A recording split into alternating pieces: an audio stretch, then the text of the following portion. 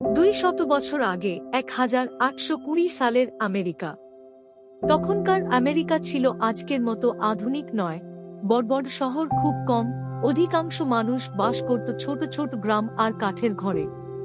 সেই সময়ই জন্মেছিল এক দরিদ্র ছেলে, তার নাম থমাস ওয়াকার। থমাসের বাবা ছিলেন একজন কাঠুরে।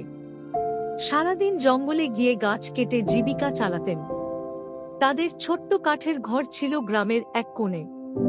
শীতকালে ঠান্ডা বাতাস ঢুকে পড়ত ঘরের ফাঁক দিয়ে, আর গ্রীষ্মে প্রচণ্ড গরমে ঘুমানো কঠিন হয়ে যেত। কিন্তু থমাস ছোটবেলা থেকেই একটা কথা শুনে বড় হয়েছিল। একদিন তার বাবা তাকে বলেছিলেন, hard work beats talent when talent doesn't work hard।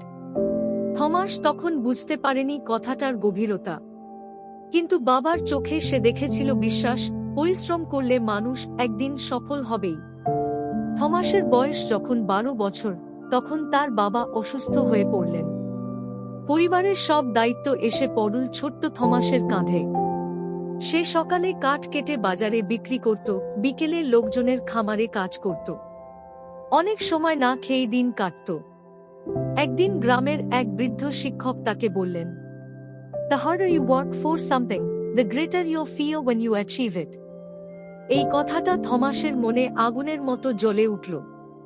সে বুঝতে পারল, দরিদ্রতা তার ভাগ্য হতে পারে, কিন্তু পরিশ্রম করলে সে নিজের ভবিষ্যৎ বদলাতে পারবে।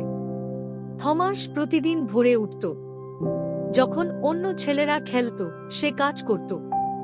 শীতের এক সকালে সে কাঠ কাটছিল। তুষার পড়ছে, হাত জমে যাচ্ছে, কিন্তু সে থামেনি। তখন সে মনে মনে বলেছিল, I will work until my dreams become stronger than my excuses। একদিন গ্রামের একজন ব্যবসায়ী তার পরিশ্রম দেখে তাকে একটি ছোট কাজ দিল, গুদামে মাল তোলার কাজ। থমাস সেই কাজ এমন নিষ্ঠার সাথে করল যে কয়েক মাসের মধ্যেই সবাই তাকে বিশ্বাস করতে শুরু করল। একদিন গুদামের মালিক তাকে জিজ্ঞেস করলেন, থমাস, তুমি এত কষ্ট করো কেন?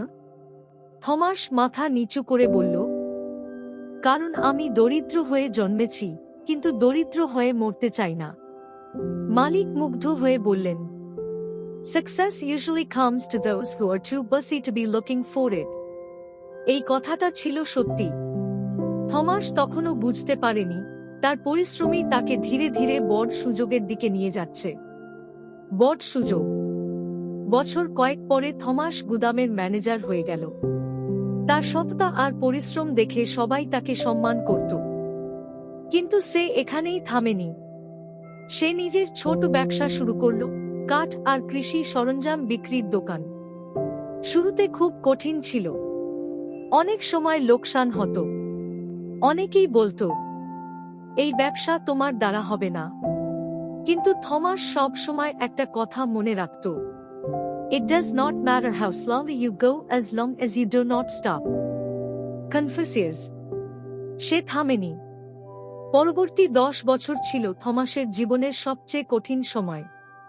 অনেক রাত সে দোকানের মেঝেতে ঘুমিয়েছে। অনেক দিন সে নিজের জন্য খাবার না কিনে কর্মচারীদের বেতন দিয়েছে। একদিন তার বন্ধু তাকে বলেছিল, তুমি এত কষ্ট করছ কেন? থমাস হেসে বলেছিল, কারণ আমি জানি, পরিশ্রম কখনো বিশ্বাসঘাতকতা করে না। 1845 সালের দিকে থমাসের ব্যবসা দ্রুত বড় হতে শুরু করল। তার দোকান হয়ে গেল শহরের সবচেয়ে বড় সরঞ্জাম সরবরাহকারী প্রতিষ্ঠান। লোকজন বলতো, এই লোকটা ভাগ্যবান। কিন্তু যারা তার অতীত জানত, তারা জানত এটা ভাগ্য নয়, এটা পরিশ্রমের ফল। একদিন শহরের এক পত্রিকায় তার সাক্ষাৎকার ছাপা হয়। সেখানে থমাস বলেছিলেন, The only place where success comes before work is in the dictionary। বয়স যখন প্রায় 60, তখন থমাস অনেক ধনী হয়ে গিয়েছিলেন। কিন্তু তিনি কখনো তার অতীত ভুলেননি। তিনি গ্রামের দরিদ্র ছেলেদের সাহায্য করতেন, কাজ দিতেন। একদিন এক তরুণ তাকে জিজ্ঞেস করল, স্যার, জীবনে সফল হওয়ার গোপন রহস্য কি? থমাস একটু হেসে বললেন, রহস্য খুব সহজ। তারপর তিনি ধীরে ধীরে বললেন, Dream big, start small, but most importantly, work every single day। Thomas ওয়াকারের জীবন আমাদের একটা বড় সত্য শেখায়। পরিশ্রম কখনো বিফলে যায় না। সময় লাগতে পারে, কষ্ট হতে পারে, মানুষ হাসতে পারে, কিন্তু যারা থামে না তারা একদিন ঠিকই জিতে যায়। যেমন বেঞ্জামিন ফ্র্যাঙ্কলিন বলেছিলেন, energy and persistence conquer all things. আর সত্যি, যে মানুষ পরিশ্রম করে তার জন্য অসম্ভব বলে কিছু থাকে না।